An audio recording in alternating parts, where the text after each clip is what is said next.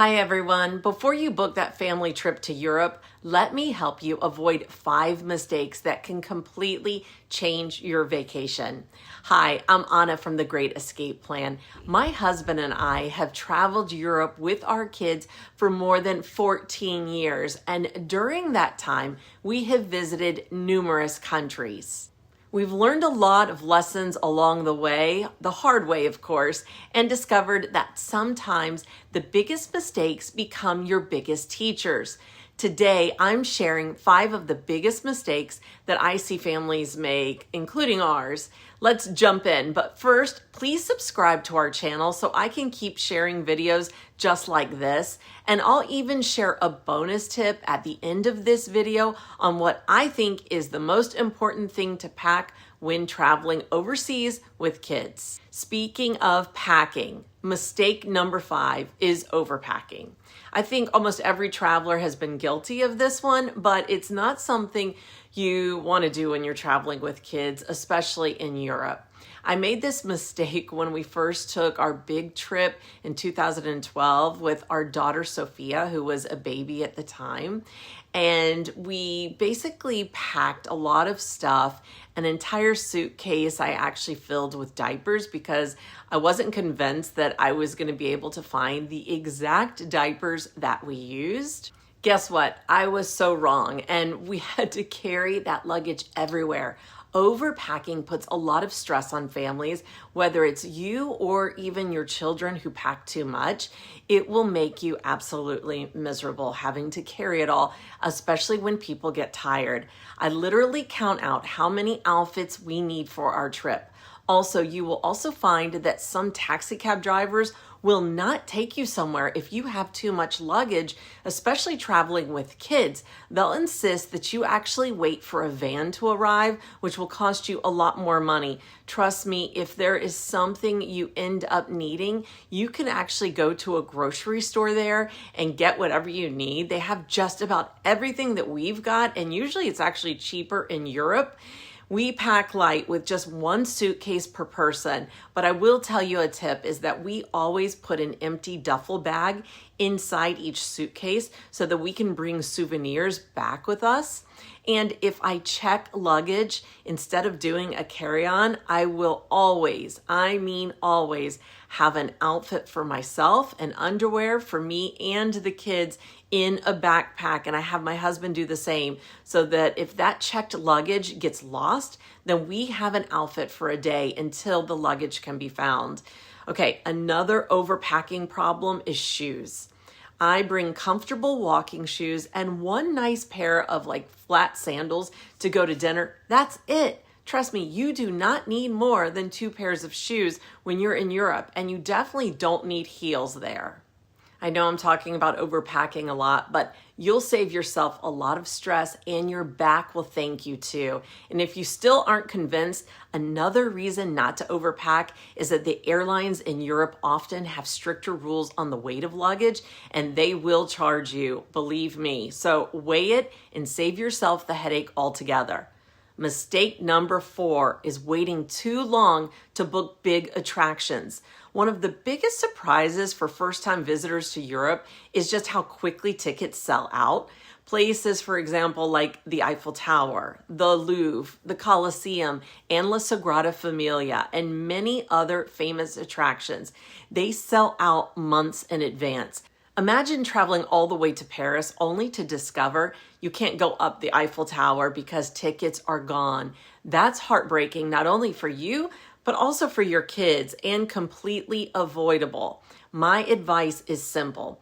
As soon as your flights are booked, start looking at the attractions. You might think that you have months, but you absolutely don't want to miss this opportunity. If reservations are available, book them early. You can always build the rest of your itinerary around those big C items. Mistake number 3, trying to see too much. This is one of the biggest planning mistakes I see. People traveling with kids that are trying to visit 4 countries or even 4 cities in 8 days, it's too much. On paper, it sounds exciting, and I know you feel like, oh, I only have this many days. Can it be done? Yes, but will everyone enjoy it? No. In reality, what happens is you spend most of your time packing, checking into hotels or airports, sitting on trains, and rushing to the next destination. Some of our favorite travel memories are when we slowed down and enjoyed the place that we were in and truly got to see what it offered, like discovering small cafes, letting our kids play in local parks where they have such a good time playing with other kids, and sometimes seeing less actually lets you experience more. Okay, mistake number 2, not researching your destination enough. I know this sounds crazy, but every destination is different.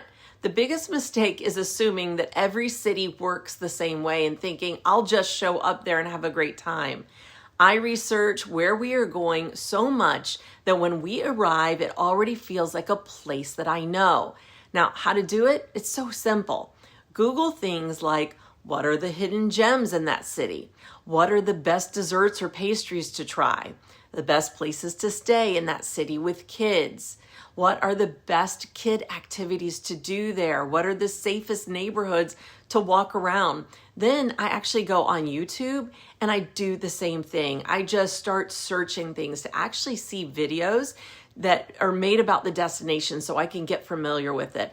I also sit with my kids and I let them lead the search sometimes. I always ask my kids to write things down that they would like to see and do. And sometimes watching these videos together are really, really helpful. And I also tell them this would really help mommy. And this plays a big role in how they enjoy the trip because they feel more invested.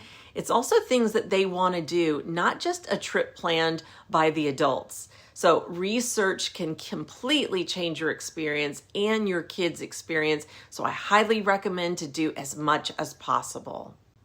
Okay, mistake number 1 is expecting that nothing is going to go wrong. This has become one of the most important lessons we've learned after 14 years of traveling as a family. Flights get delayed. Luggage gets lost. It rains. Kids get tired. Parents get tired. Plans change. And that is all okay. Before every trip, we remind our kids that travel isn't about everything going perfectly. It's actually about being together and making those memories together. When you let go of the idea that every moment has to be perfect on your trip, you leave room for adventure and lifetime memories. And as promised, here's the most important thing that I think you should physically pack when traveling with kids is a small emergency bag of medicine. Let me tell you why. I'm talking like kids Tylenol or ibuprofen, a thermometer, kids Dramamine, kids Benadryl for a severe allergy, Band-Aids, or whatever you know that you usually need when your child isn't feeling well. Make sure you follow the TSA amounts for liquid and leave the meds in their original package in case you get questioned about what's in them during security checks. Now, I will tell you firsthand that when you have a sick child, the last thing you want to do is go searching for something to help them in another country and not being able to even read the dosing instructions in another language.